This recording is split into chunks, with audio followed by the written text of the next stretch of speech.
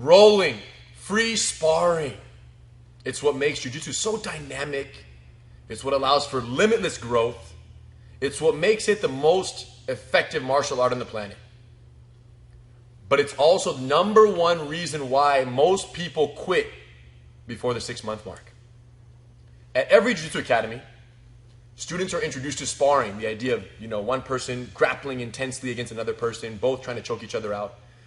They're introduced to sparring at some point, some on day 1 at most academies, some after a month of training, some after 6 months, or some, like the Gracie Academy, after they spend almost a year or more learning purely self-defense for a non-jiu-jitsu opponent, and then they're introduced to how to spar against someone who knows jiu-jitsu. It doesn't matter if you begin rolling on day 1 or day 100. One thing is for sure, every single person who begins sparring against other jiu-jitsu opponents for the first time ranks that experience as one of, if not the most demoralizing, discouraging, humbling, painful experience of their lives. How you navigate the first 6 months of jiu-jitsu sparring will determine whether you join the club of lifelong jiu-jitsu practitioners or whether you pack up your bags early and go home. Now, it's been a long time since I was a beginner. So I don't really qualify. I don't really know what it's like to be new to sparring because I was coming out of the womb already ready to roll pretty much. But yeah. That's why I'm here. Yeah. You don't really, you are not an expert at sucking at jiu-jitsu. Whereas I, on the other hand, know very well what it feels like to be demoralized and to feel completely lost sparring and to feel that frustration, and it's very fresh and very new for me. So that's why I qualified to talk on this. That's what's up. She's here. Right. And not only that, but we've had friends and students recently who've reached out to us who are right in this 6 months period of who just started sparring and they're getting demoralized and they're they're talking about they want to stick with it because they've invested so much, but having that they already 1 foot out the door. They're already 1 foot out the door. Like, this is freaking crazy. Yes, this is crazy. And so we two people trying to choke each other and we're grown human adults. And we've had this talk with them and we realized we need to have this with everyone. We need to have this. Every person who starts their sparring careers needs to hear these. Well, and we made the video of, the what is a Jiu-Jitsu blue belt, and we talked about how we wait on the introduction of sparring for so long, and we made the conclusion that the longer you delay sparring in the beginning of someone's career, the longer the lifespan of their career will be. And how 90% of people, leave in that first 6 months to a year, more than 90%, because it's not handled correctly. So we made some changes internally, but it doesn't matter what your system is. When a new student, day 1 or day 100, begins sparring, it's going to be crazy. Yes, so, and that is why we made this video, to teach you the 3 most important life-saving tips to help you navigate through the craziness that will be your first 6 months of sparring. The tornado! #1, convert enemies to allies. #2, focus on survival over submissions. And #3, gratitude, gratitude, gratitude. You guys, when we published that video, what is a Jiu-Jitsu blue belt on YouTube, published it about 2 months ago, and since then has acquired, over 100,000 views. And what's fascinating is in that video we talk about the chaos and the emotional damage that is done to someone who is thrown into sparring with no preparation and goes into a class at some random academy, and it's chaos. What's crazy is that video, over 100,000 views, over 400 comments, and the #1 comment on the video, which discusses belts and sparring and the immediacy and the chaos, the #1 comment reads as follows, and I quote, from the Land Standard: "What you described was exactly my experience of Jiu-Jitsu. Going for the first time and sparring with people who've been training for 6 months to a year, getting injured and never going back. I'm glad you're taking a different approach." You guys. And that's the most liked comment on the entire video. Which means many other people have had that exact same experience. Of absolute chaos. So now, here's the thing. We can't control when your BJJ Academy encourages and allows sparring. But what we can do is teach you, how to make the most as the victim of the chaos, how to basically make the most and ultimately survive that first 6 months. Because after 6 months, you'll have kind of found your footing, you'll know what's up, you'll be more comfortable, you'll know enough techniques not to get hurt or hurt anyone, and you'll know how to tread water. Number one, convert enemies to allies. Here's the deal. When you spar, your training partner's most important role is to defend the belt. Unless you give them a more important role. This is major. And this is in the wake of the era where it's all about belts and ranks. And if you're a purple, you have to tap a blue. And if you're a brown, you have to tap a purple. And there was, a brown belt at some academy in Brazil who got demoted to purple belt, by his peers, by his instructor in the class, publicly shamed for it. Like, why are you wearing this brown belt? You don't deserve it. You're actually a purple belt. And they took him. So the bottom line is there's very much an aura of, if you're this, you better smash on this. And the truth is that's the nature of jiu-jitsu. That's why we choose belts, because chances are a purple belt's going to be a blue belt. And for the sure, yeah. Beat a purple belt. So the question is, how can we essentially recruit and turn an enemy, someone whose purple is designed to smash the blue, into an ally? You have to give them significance, and a significance that's more important than their belt rank, which is allowing them to kind of help you and become an instructor for you and to give them that fulfillment. So we call it sensei significance over smasher significance. And this is so major, you guys. This is so major. You need to give them permission to help you.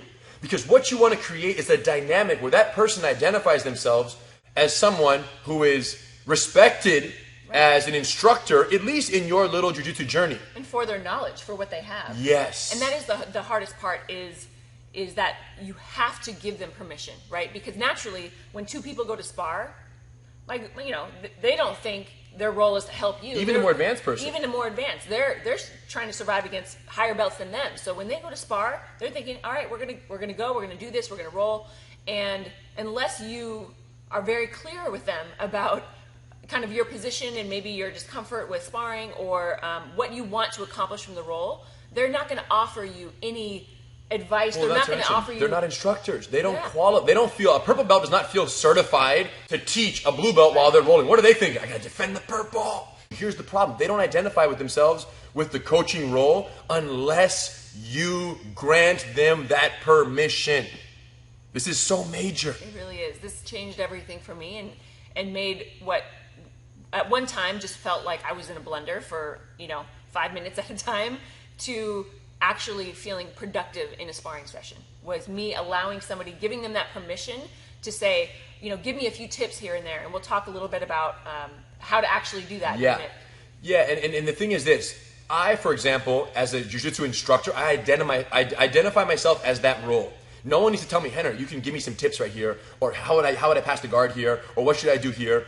I'm going to tell you anyways, because I just, in my very nature and in my DNA, am here to teach jiu-jitsu. That's why I exist on this earth. And other high-level instructors do the same way, which is why for a newer student to roll with the instructor is the most pleasant role in the whole room, because I'm not going to prove anything by smashing on a white or blue belt. It doesn't do anything for me. Instead, for me with that person, what am I thinking? How can I make them a little bit better than they are? And what's crazy is that recently we posted a video of me sparring with my good friend Tamba Hali from the Kansas City Chiefs, 275-pound solid muscle, NFL Pro Bowler many times. And I rolled with him, as I do so many times every summer, and I posted the video online. And what's fascinating is that video, talking about videos, that video has been viewed over 400,000 times, and the #1 comment on that video, besides the fact that my towel move was so legit, for those who've seen it, if you haven't, check it out, it's hilarious. Besides that hilarious comment and that moment of the video, the #1 comment was the following, and I quote, from Termat01. I love the way you roll, Rener. Always technical, never using power, letting your lower belts work, giving them opportunities to try stuff, as opposed to some training partners I came across who just go all out on lower ranked people. That lower ranked person being me. Smiley face. I hate that. I'm still a white belt and a very average one on top of that. With a purple belt or even when a purple belt or even a blue belt goes all out at me, I'm just like, dude, really? Now you have that big ego. You can be proud you destroyed a 140-pound white belt using all your techniques and all your strength. What does that prove? 91 likes on that comment, which means what? People out there are fiending for training partners who can be good training partners. So even with Tamba... Yeah, and he's actually said that to you. Something very similar, yes, right? Tamba's #1 thing is like, Rener, man, I love coming out here. I just feel like when I roll with you and Hidon, it's like you guys are better than me, but you guys are always teaching me during the roll. You're always giving me guidance. And more importantly, you guys let me work the moves I need to work. So when I teach Tamba a move as his instructor, my number one goal is that I challenge him in the roll, but that he uses the move that I just taught him. Now, some people might be saying, well, that's your job. You're the instructor. Right. That's your job. That's what you're getting paid for. Right. But you would probably agree that you also learn from that. And that one of the best ways to learn for yourself is to help somebody else and to guide them and to teach them. So one of the best ways of learning is actually teaching. And if I were to spar with Tamba as Rener Gracie, 100%. It wouldn't be fun for him. It wouldn't be fun for me. It would be, I'm too experienced. I have the experience gap that it's not going to be pleasant. It wouldn't even be fun to watch. It would just be like locked up and I would just be 100%. Instead, when I spar with Tamba, what is it? It's called Tamba +1. So don't get it twisted. He gets tapped and he gets challenged, but I'm right there with him, letting him use techniques that he's learned, trying to get him to employ the moves that I've taught him. And when Tamba uses the move that I taught him against me, how do I feel? Tell him. You feel good. Boom! I feel as good as I feel when I choke out a resistant black belt who I'm going toe-to-toe with. So my point is, my significance in that engagement is that of a sensei more so than that of a smasher. Mm-hmm. Now the question is, how do you do this, right? Especially because, okay, all right, everyone spar.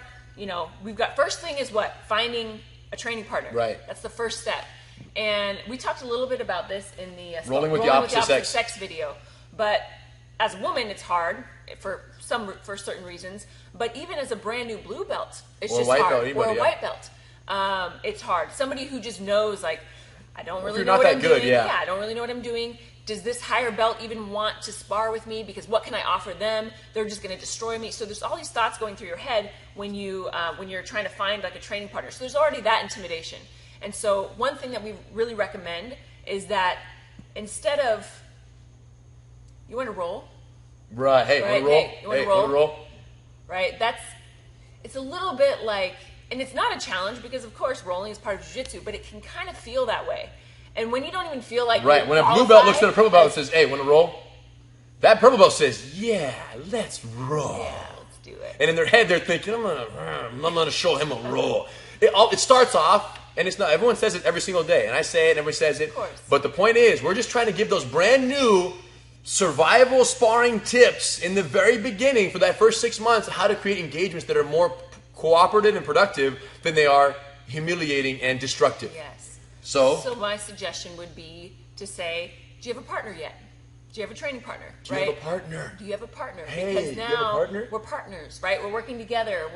Interesting. And it's like they don't have to, if they really don't want to spar with you, or maybe they do want to spar with somebody more advanced. They just say, "Yeah, I have a partner," or "He's in the bathroom." Yeah. That's a good point. So the negative, when you say, "Do you want to?" Let's say, "Do you want to roll?" You want to roll? No. The negative to "Do you want to roll?" is the word no. Now ask me if I have a partner. Do you have a partner yet? Yeah. All right. The negative to "do you have a partner" is the word yes, meaning the denying of a role to "do you have a partner" is the word yes. It's almost like asking a girl out on a date. I don't do that anymore, except for my wife here. But it's almost like saying, occasionally go on dates. Very yeah, occasionally. especially now. It's almost like asking a girl out on a date and say, "Hey, do you want to go on a date?" You leave her no choice but to say no, and then it smashes you. Okay? Or you can say, "Hey, are you busy tomorrow night? Do you have a partner? Are you busy tomorrow?" And then she can easily say, "Yeah, actually, I am busy. Yeah, I have a meeting with some friends." Yeah. It allows an easy out. So the engagement, how you initially engage with the training partner affects the dynamic of the role. And a considerate, "Hey, do you have a partner yet?" question will go a long way in terms of preserving a collaborative, cooperative partner vibe versus a, "Yeah, let's roll," which is so common. It's true. And then once you establish that partnership, okay, so now we're about to spar. It's not quite enough to just say, to leave it kind of open and expect them just to teach you everything they know and just say, "Oh, I don't really know what I'm doing," or "Go easy on me." It's not effective, right? You need to make this role progressive for you, and you need to be a little bit more specific as to what you want. And by being specific, now again, you're identifying them as that kind of sensei significance, right? Giving them that significance in the sparring session. Which is the most important thing, because if that person identifies themselves as the teacher because you made them and you helped them identify that, their eagerness to see you succeed, like I do with Tamba, goes through the roof. Right. Tell them how to do that. So in order to do that, we need to be specific, right? So an example of this is straight up just like a script that you can use, which is, hey, you know what? I don't really know what I'm doing from inside the guard. I don't know any guard passes. Can you show me a guard pass? Then they can show you one maybe, and then you say, great, can we start from inside the guard, and then I can work on those passes, right? So it's a very specific goal. It's a specific position, and it's something specific you're asking them. And then they can show you something, and then you use it, and then you can keep going sparring. So good. So this isn't turning into like, you know, a complete private lesson one-on-one, but it's showing you one thing, and then from there, and naturally, because they just showed you that guard pass, they're going to want you to succeed at it. So, right. So they'll give you a couple tips, or they'll kind of let you pass, or, you know, kind of adjust something if it needs to be, and then you'll keep going from there. But now what? You've learned one thing from that sparring session in a specific thing that you know is an area of weakness, which is, I don't know what to do from inside the guard. So. And you thank them for it, right? Yes. When you use it, thank you, that's a great pass. And can we start the sparring roll from here? So it's very simple, you guys. I don't know what I'm doing in the blank. Can you show me one blank? And they're going to show you something. So, hey, can you give a partner? No. Come on, let's roll. Great. Now, listen, I don't know what I'm doing in the half guard. Can you show me one pass? Yeah, sure. They're going to get on top. They're going to show one pass. Great. Now, can we start from here so I can try it? Can we start the roll from here so I can try it? This is so genius, you guys. And then, of course, so how you start is important, but then also how the roll finishes, meaning eventually they're going to tap you, right? Because that's the nature of the game. So they're going to tap you, and when that happens, also learning from that and taking from every tap situation.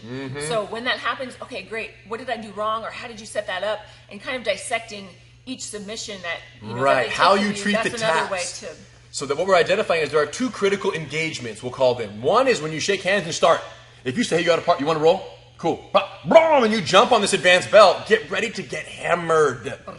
Smash into a pulp, you guys. The worst case scenario blender. It's going to happen. And the harder you fight, the harder they hammer. That's number one. The first engagement is just pairing up with them and, hey, let's roll, or hey, you know, do you have a partner? That whole situation. The second engagement is when you get tapped. If after you get tapped, your eyes get bigger, you shake hands again, you fist bump, and you jump on them, that's game on now. Forget the fact that I coached you in the half guard, I showed you one pass. Now it's survival, and you better survive, homie, because I'm going to smash you. The point is, Eve is saying, as soon as the tap happens, how you treat it determines whether you respect the person in their role of instructor to you, or whether you forget what was a challenger. Boom, now it's on. You caught me. Let's go. So, treating the taps with, hey, wow, that was sick. Where did I go wrong? What could I have done differently to avoid that? In other words, give it another teaching opportunity for the coach in this engagement. And then, let's say they caught you in a triangle from the mount, and they said, hey, you know, your arm shouldn't have been around my body. Your arm should have been down tucked in like this. Okay, can we start from here? Can we start from here, and can you do that again, please? Can you try it again? And then they go for the mounted triangle, but this time, they're not going to go 250%. They're going 80%, 70%, just to see if you listen to their coaching. And then you listen, and you effectively did it. And hey, go for the triangle. Let me try that move. Boom, and you defend it. Oh, man, thank you. That worked. That's so helpful. Now what are they feeling? What is this coach feeling right now? Pretty good. They feel like they gave you something. They feel like they offered something to you, and that they helped someone. And now, by you executing that well, they kind of feel like some ownership over that, some responsibility. They love it. So the whole point is you converted their enemy into an ally. You converted their smashing significance, defend the belt, into a significance of I'm their teacher. And the other good thing about that is once you do that once, you don't really need to do that every time you spar now, because now this person knows. Set. Yeah, the vibe is set. So from here on out, they kind of know they're like one of your instructors, one of your coaches, your coaches throughout your sparring. And they might not feel like that for anyone else in the whole room. But as long as you've made them feel like that for you, that's all that matters. They are your personal jiu-jitsu coach. And every time you roll, you gain tips from them, and you appreciate, and you show that appreciation. Yeah. Number 2, survival over submissions. Yeah, speaking of submissions. Oh, the measuring stick. Yeah, I just remember the day that I just realized that my only goal in life right now is just to survive. Because if you go in thinking, all right, I'm going to catch people. Now we're sparring, and the indication for me progressing or getting better at jiu-jitsu is how many people I tap. In the beginning, you will You won't. Well, Yeah, it makes sense. You're not going to. Yeah, that's it. If your measuring stick is how many taps you get, you will quit in the first 6 months. Because it won't happen. You're not going to tap somebody who. Well, it just makes sense. You're here. You're this compared to all of this. Now, as you get better over the years, you might be this person who you tap these people, but you can still get smashed by these people, and you're kind of in the middle there. But in the beginning, when you just welcome to the party, it doesn't matter wherever school you train at. It doesn't matter when they introduce you to sparring. When you begin sparring, you're going to have that feeling of overwhelm and that feeling of not being able to catch any moves that you know or don't know or be able to submit anyone. And if your only measuring stick of progress is submission, you're done. You have no chance. Just turn off the video right now, go home, pack up your bags, and go sign up for some other martial art so then where what they don't should be spar. your measuring stick? It should be surviving, right? Surviving and just... I just remember the first 2 years of sparring, that was my only goal, was just to become that annoying person that somebody couldn't submit the way that they wanted to. Survival is winning in the beginning. And if you can change your mindset to really believe that and focus on that. And give it credit as a victory, Yes, that is your victory. Then surviving, not getting, only getting tapped twice in a row instead of 5 times, which happened last time. Those are your victories. It doesn't matter whether you're a student here at the academy, embarking on the Jiu-Jitsu sparring, or you're a student in a random BJJ school and you've been training for 1 week and you're like about to quit. Here's the bottom line. There are 3 essential phases of progress that take place for the first 6 months of the sparring journey, regardless of when you embark on that. There are 3 unique phases of progress. Phase 1 is observation, phase 2 is prevention, and phase 3 is application. Every technique goes through this process. Phase 1, observation, is that of simply recognizing the moves and the patterns of movement and techniques. So to be able to just be looking at someone and say, oh, now, they're mounted and they're going to begin trying to isolate arms or reaching for the neck. Just recognizing that's what they're going to try to do in that position. Observation and pattern recognition. Technique observation and pattern recognition. That's the first several months. You're just down there like trying to put pieces together. The second phase is once you've done enough observation, you can now focus on prevention. To say, wait, I know what he wants to do from the mount. He wants to do this or this. Times. Yeah, because I've been caught and I've been paying attention to those patterns, and I've asked enough people to give me advice and input in my sensei, so to speak. So now it's prevention. So you can very much like stop the arm lock, stop the choke, neutralize this. Don't give them your back because you know it's so dangerous. Prevention is phase 2. Several months of just neutralizing. And of course the time frame at each phase differs for everyone. We're giving a general window here. For me, I was like 2 years. Survival mode. And then only once you can observe things happening, prevent them from happening on you, might you be able to apply phase 3 application, apply them on someone else. That's it, you guys. This is the learning process and what you will undergo for the first 6 months or more to a year in Jiu-Jitsu. Which means what? As you embark, don't look for submissions. Look for observation opportunities. Look for prevention opportunities. And then 6 months later, when you kind of pop your head out, then look for an application, a chance to use a move that's been used on you for so long. And naturally, by learning prevention, you're better understanding the application and the submissions that are coming your way. So naturally, eventually, you're going to... You've observed enough, you've prevented enough to now catch them. Here's what's crazy. Right. Even purple belts go through this process. Let's say I have a new guillotine that I'm working on, and every single person I go with, I catch. So there's a purple belt who hasn't been caught in that guillotine, and I start catching him. What's his first thing he has to do? Observe the way I'm setting up the guillotine on their neck. Rah, rah, rah, rah, rah, rah, rah. Finally, he puts the piece together after a few months and says, man, Henry, I see where you're setting that up. I see where you're shooting that in. What's he going to do next? Prevent me from catching it. Boom, boom, boom. Yes! And that purple belt celebrates because they've been around long enough, they kind of made it out of the tornado the first 6 months, that they do that. They like, yes, I survived 1 guillotine. They celebrate the way we're teaching you guys to celebrate in the beginning, right? Purple belts are just more liberal with their emotions in that regard. Oh my God, I slipped out of 1 triangle the Rener set up, and I finally got to see when he set it up, and I slipped out of it. And what's crazy is, as excited as that purple belt might get from surviving my triangle, as the person who tried the triangle and failed, in my mind, I'm like, yo, you just tapped me out. You just won. You progressed. That's a huge victory. So I attribute that as a victory. He attributes that as a victory. The problem is brand new sparring candidates or victims don't attribute that as a victory. They just don't even know what to look for as their measuring stick. That's right. And we got to fix the measuring sticks, you guys. After celebrating the release and the escape of triangles for 3, 4, 5, 6 months, they get out again. Finally, they catch someone else. Not necessarily the person who caught them, but usually someone around their level with the same guillotine or the same triangle that they were victimized with for so long. You guys, this is huge. That's the application phase. So the point is, every belt level goes through this. You observe, you prevent, and you apply every technique that ever happens to you and that you learn through osmosis. You know what this is like? The bamboo tree. The bamboo tree, you guys. Bamboo tree with perfect soil, perfect fertilizer, and watering for up to 5 years will not show any above ground, look, Nothing. progress. Which means what? Is progress not happening? No, because underground is growing. And then in the 5th year, 6th year, 7th year, 8th year, or later, it might grow up to 80 feet in 1 year. So to look at a bamboo and say above ground progress is phase 3, it's application, it's submission. Yeah. To say that there wasn't progress in phases 1 and 2 before the submissions began is a gross understatement at best. You guys, the bamboo tree. So find new measuring sticks of progress. Otherwise, you won't last 6 months. Survival over submissions. Boom. Yes. Number 3. Number 3. It's the most important one because number 1 and 2 don't matter without number 3. Gratitude. Gratitude. Gratitude. Yeah, it's one thing to say, hey, teach me all your moves, right? Teach me everything you know. Right. And Peace out. Yeah. Boom. I'm going to choke you with them. Yeah. It's not going to work that way, right? There has to be an exchange here, and you have to really be sincere in the fact that if you're asking somebody to share their techniques and their skills with you, we have to have gratitude for that. We have to show them gratitude.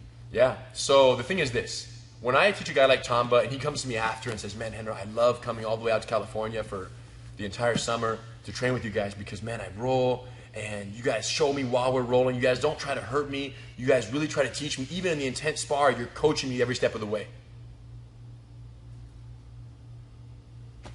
In terms of gratitude, in terms of my fulfillment, right, with Tamba or any other student here in the building who says, man, there's some that are really effective at showing their gratitude, and they say, man, Rener, every time I roll, man, I learn so much. Every time I roll, every little thing you do, it's like, I love. What does that make you want to do next time you spar with him? I want to coach him more. Yeah. Because they show gratitude for the help that I do. And this goes for anyone in any field of any endeavor ever. Of course, yeah. Show appreciation and expect more of where that came from. Because appreciation, it's a universal currency that holds its value regardless of the economy. That was deep. That's gratitude, the universal currency.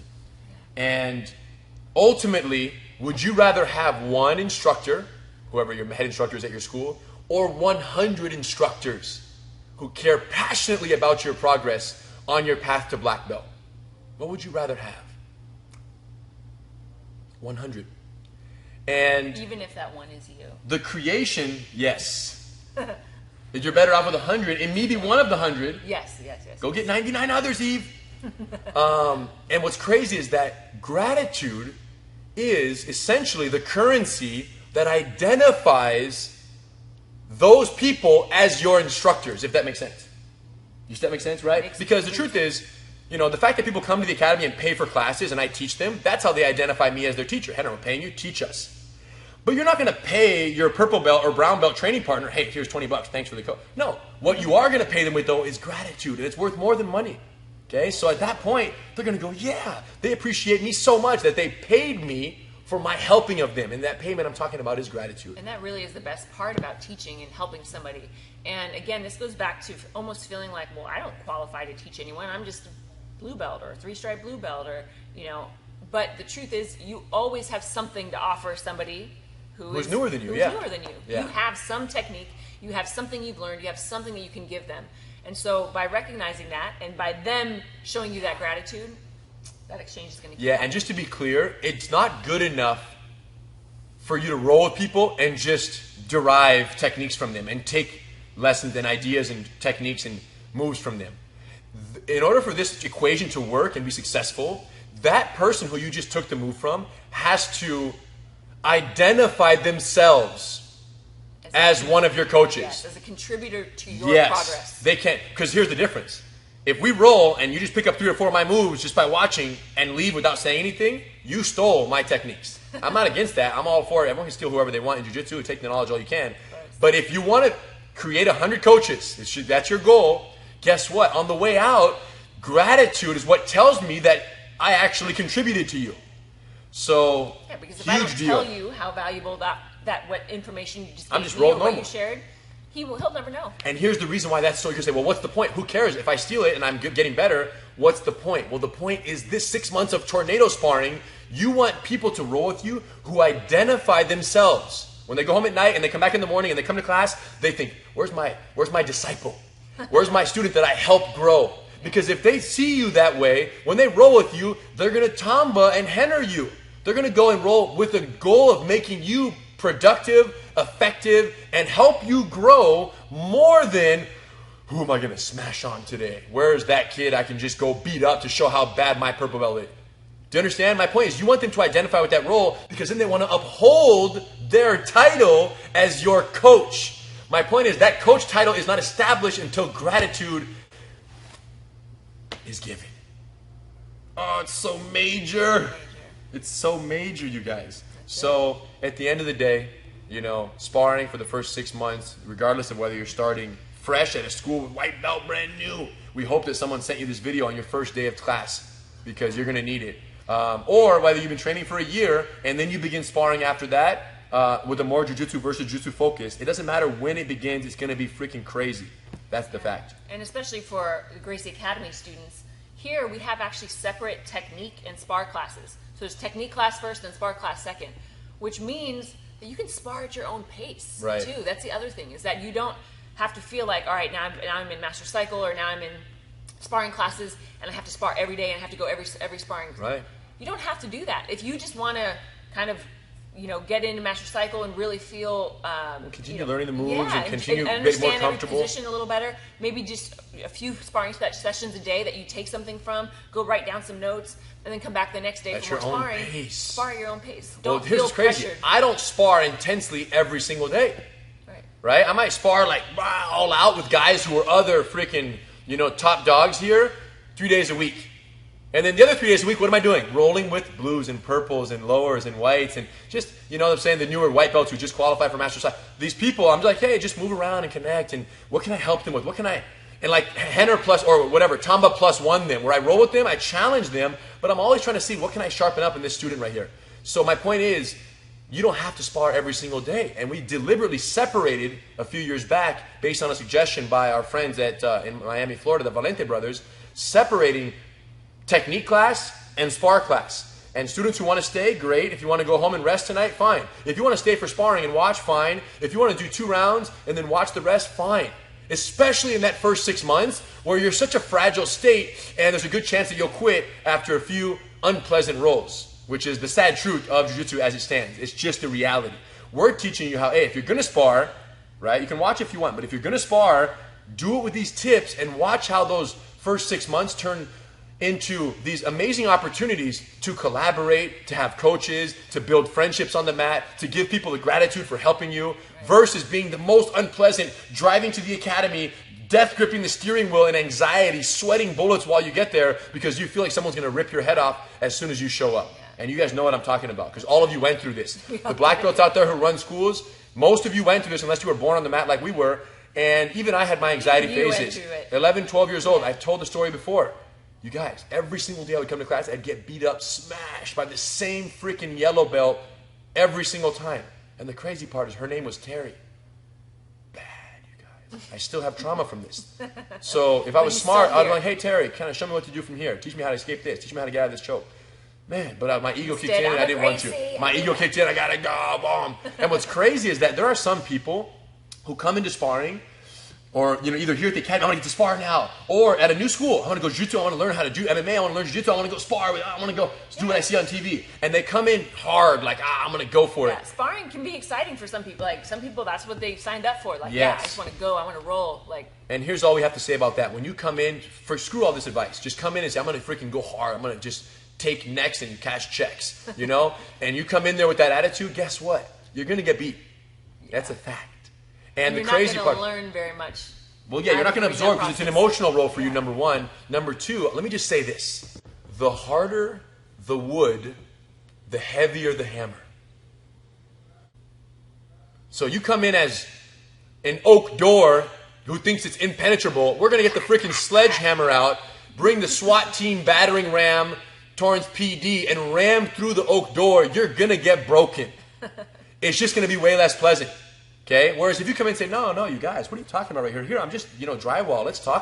Let's learn some jiu-jitsu for this first 6 months. I don't know what I'm doing. Why am I going to try? And you're the drywall. I'm going to say, oh, they're a malleable student who wants to grow. There's no need to freaking sledgehammer someone who is a much softer wood, so to speak, and is really just trying to learn and grow. You don't need to sledgehammer them. Right. So then the question is, when can we just spar? When can we go full intensity sparring? Because people, they eventually will need to do that and will want to do that. That's true. And there's no doubt that there are many students in the academy who I go with and it's just crazy chaos. When does someone cross the line as a training partner who I can do that with and really not have to hold back so much? Well, first of all, never within the first 6 months. At some point after the first 6 months of someone's sparring career, and this is the key, when their fascination with jiu-jitsu overcomes their frustration with jiu-jitsu, and you are 100% sure that a few perfectly timed chokes will not cause them to quit, that's when you can go full sparring intensity. This is a very specific moment, right? And I'm very careful with my training partners and our students here, and there are some purple belts who I go with. But guess what? When we're done, what do they look at me? Man, Rener, that was freaking amazing. You see? I might have just done 16 moves in a row and caught them in all kinds of... And they're like, oh, I love this stuff. You see it? Versus someone else... running off the mat like... yeah, man, Rener, why am I still alive? I don't even deserve to be living right now because I get beat so badly. No, they'll never experience that with me because... You see what I'm saying? I won't go there with them, and I know who they are. So the point is, yes, intense, all-out sparring is an important part of jiu-jitsu. And when me and my brother spar, it's like two grizzly bears trying to kill each other. That's the reality. But if I get caught in a slick move, I'm not going to quit. I'm too invested in the game. You guys understand? So there is a place for that. My point is, during that fragile first 6 months, you guys, if you just say, hey, I'm the hammer, they're the nail, and this wood is pretty rough, so I'm going to freaking sledgehammer. As the advanced student, we hope that you guys don't do that and you have more of the Hiro no Henner approach. But if everyone in the world knew how to roll gentle and contributing and considerate and helpful and eager to help the partner, like I do with Tamba and every other student we have, when it's appropriate, if everyone knew how to roll like that, we wouldn't need to make this video. This video is not for the hammers. And it's not up to this video is for the nail or the wood. You know what I'm saying? To know how to... Yes, it's not up to our training partners. We can't go into a sparring session expecting them to know all of this. And to be, oh, well, why can't you be more of a teacher to me? And why can't you lead me? No, it's 100% up to you. So for you as the new student, you are the one responsible for creating this vibe. The connections and your relationships that allow you to comfortably navigate and grow at a healthy, encouraging pace through those first 6 months. Turning your enemies into allies, everything that we talked about in this video. But it's up to you. It's not, we can't blame our sparring partners for going too hard on us. We can't blame anyone else but ourselves, especially in the beginning, because we have to help create that environment. Huge, you guys. Let me just say this. People always comment, videos, meet me in person. The two things they say when they meet me in person. Number one is, Rener, I didn't know you were so tall. Okay, so don't say that when you see me. Just say, Rener, I knew you were that tall. You and he don't balance each other. Your bios on Wikipedia says you're 6'4", and I know what 6'4" looks like. People always say you're taller in person, number one. Number two, right after, say, Rener, where's all the energy from? What kind of coffee are you drinking? You guys, there's no coffee going on in here. Drink coffee. Vegetable juice early in the morning, energy sandwich, you guys know the videos. But more importantly and more fueling than all the energy sandwiches and all the vegetable juice in the world is the gratification and the appreciation that I get from the world for teaching jiu-jitsu. And the fulfillment that I have from tying one hand and choking someone out or submitting someone who's a really good guy or like, you know, all the impressive things that you can do with jiu-jitsu and choke someone who's talented, that fulfillment exists. Don't get it twisted. I like being good at jiu-jitsu and I'm going to ride that horse while I'm young and healthy and great. Eventually I'll be old and I can't do that anymore. The point is, the gratification I get from that pales in comparison to that which I feel and fuels me for helping the world learn jiu-jitsu. Just so we're clear. What I'm teaching you guys in this video with Eve's help is how to give that same sense of fulfillment to your everyday training partner so that they feel all excited like a Rener for helping someone. That's it. I'm telling you, they will appreciate the opportunity to teach you, but they won't do it unless you open the door and say, hey, do you have a partner yet? No? All right. Hey, can we roll? Great. All right. Well, listen, I don't know what I'm doing from the half guard. Can you show me one pass? Oh, beautiful. Now, can we start from there so I can try it? And off you go with the new sensei. Gratitude. And when you get tapped, hey, how'd you do that? If you guys do these things, I'm telling you, you're going to create allies out of enemies. You're going to learn how to focus on survival over submission, and they're going to teach you every step of the way. And once you pop your head out after 6 months of a tornado, it doesn't have to actually be that bad, actually. If you do what we're telling you, it won't be such a freaking blender. But after 6 months of sparring with collaborative training partners, you're going to have your ground, and you're going to say, okay, I get it, 6 months to a year or 2 years, whatever it is. Then you're going to say, all right, I'm good. I'm not going to, no matter what someone catches me in, I'm going to be fascinated and blown away. And I'm never going to quit jiu-jitsu, and I'm going to train healthy and intelligently and safely, but I'm going to train hard for the rest of my life, and that's it. Off we go. And here we are. You guys, this is so major. If you know someone who either A, spars like a freaking maniac, or B, is about to quit, or C, has already quit, you owe it to the world and to them to share this video, pass it along. 90% of people who start jiu-jitsu quit in the first 6 months because they didn't have this information.